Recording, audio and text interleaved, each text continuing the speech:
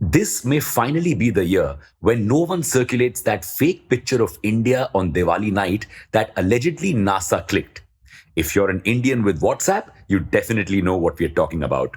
No, this year, surprisingly, there are hardly any firecrackers bursting even just a day before Diwali. This could be the combined impact of firecracker bans and inflation. And one tiny town is going to bear the brunt of firecracker less Diwali, Shivakashi, Tamil Nadu. Because that one tiny town manufactures 90% of the firecrackers in India. Welcome back to Revolution Read On, a daily podcast where we break down one story from the world of business and finance. Click on the subscribe button to never miss an update from us. Here's your story for today.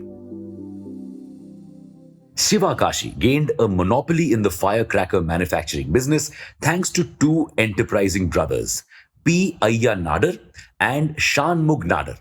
Back in 1923, they went to Kolkata to study matchmaking, the art of making matches, not the Seema auntie style matchmaking. And they also learned how to make firecrackers. Kolkata had the only fireworks factory in India at the time. But these brothers didn't stay back in Kolkata to earn from their new trade.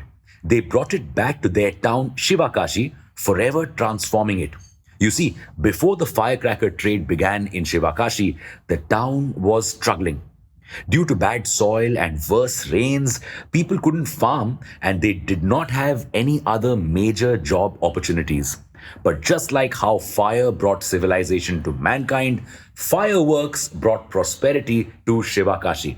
The town earns around 8,000 crore rupees each year during Diwali. Most of this money goes to factory owners. However, this prosperity was a double-edged sword. Yes, Shivakashi's people were employed, but in a potentially fatal job. And as more and more firecracker industries started being set up in Shivakashi, this firecracker blessing turned into a curse. How? Because the people of Shivakashi were forced to work dangerous jobs for peanuts. Yes, many of these workers work with chemicals all day without any gloves or protective gears. Around 20 to 25 people die in Shivakashi each year due to factory accidents, and over 50 are injured. Many suffer from sustained allergies, burns, wounds, and respiratory diseases. All this risk for mere 450 rupees per day in an 8-hour shift. Last nail in the coffin, firecracker ban. Working in the firecracker business was a dangerous job, but at least they had a job.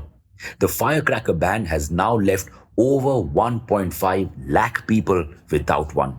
What's worse, these people do not have any other special skills, so finding alternative jobs is not really an option.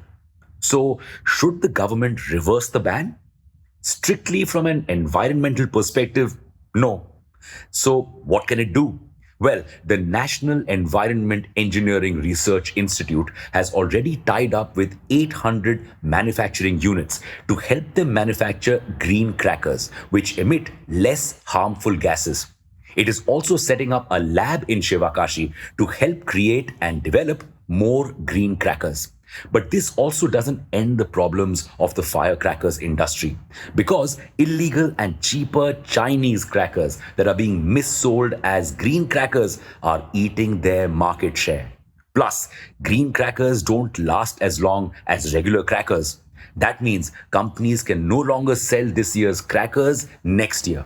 So many are producing fewer crackers and laying off people.